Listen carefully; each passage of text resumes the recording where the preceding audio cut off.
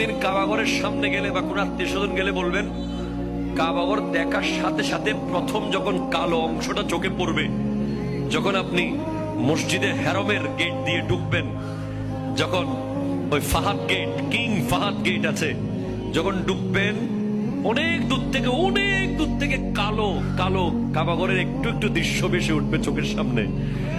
তখন দোয়াটা করবেন, কি দোয়া করবেন কয়টা? যখন কয়টা? একটা দোয়াই কবুল হবে দেখার সাথে সাথে। কাবা ঘর দেখার সাথে সাথে প্রথম যে দোয়াটা করবেন ওটা কবুল করবেন কে? এখন শিখে নেন, অনেক মানুষ জানেন না হিকমত।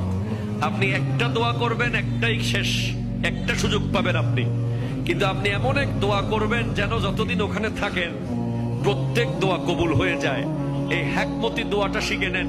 আপনি বলবেন, আল্লাহ আমি 10, 12, 15 যতদিন এখানে থাকবো, যতগুলো দোয়া করব সব কবুল করে নিয়েন। দোয়া করছেন কয়টা? পাবেন কয়টা?